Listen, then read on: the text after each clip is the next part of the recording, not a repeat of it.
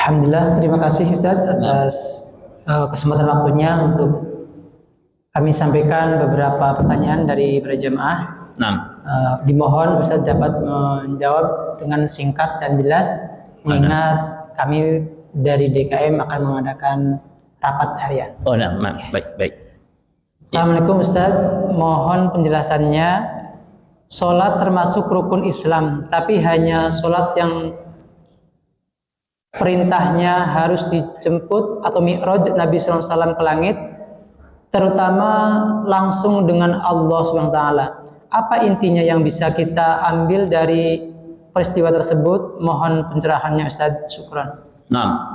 Justru ini menunjukkan keutamaan ibadah sholat dibandingkan ibadah yang lainnya. Makanya Nabi kita mengatakan as-sholatu imaduddin.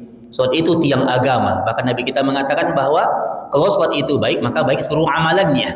Maka ini membuktikan bahwa ya apa hikmahnya? Ini menunjukkan ibadah sholat itu adalah ibadah yang paling utama dibandingkan ibadah yang lainnya. Betul?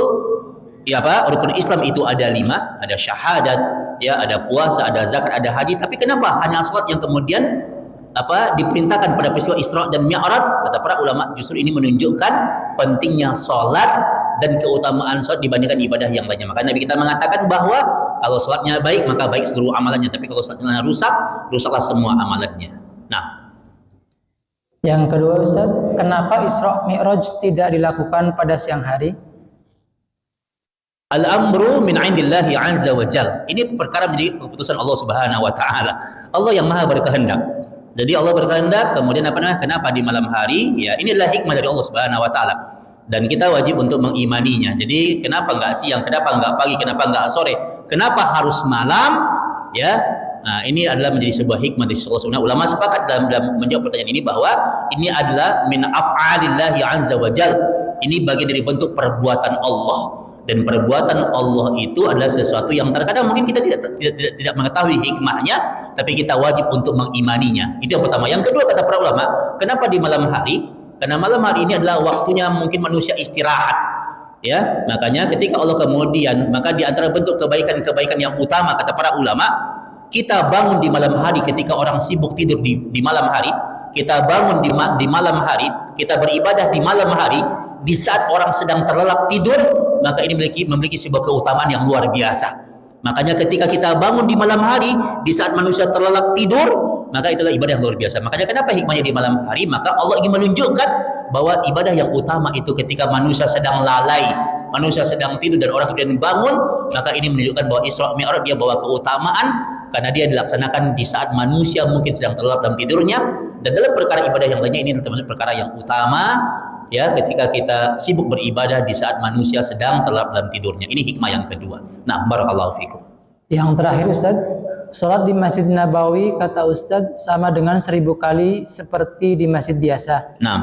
Berarti 1 kali sholat di masjid itu sama dengan 2 tahun 7 bulan sholat. Apakah betul seperti itu Ustaz? Andaikan punya hutang seperti sholat selama 2 tahun, cukup 1 kali sholat di sana. Maka ini pemahaman yang salah, ya. Jadi jangan sampai nanti kita punya tiap bulan umroh gitu ya, nanti pulang ke Indonesia nggak sholat lagi. Ini pemahaman yang salah. Ingat bahwa nanti kita perjalanan akhirat itu kita butuh bahan yang banyak, kita butuh bekal yang banyak, maka kita butuh pahala yang banyak, ya.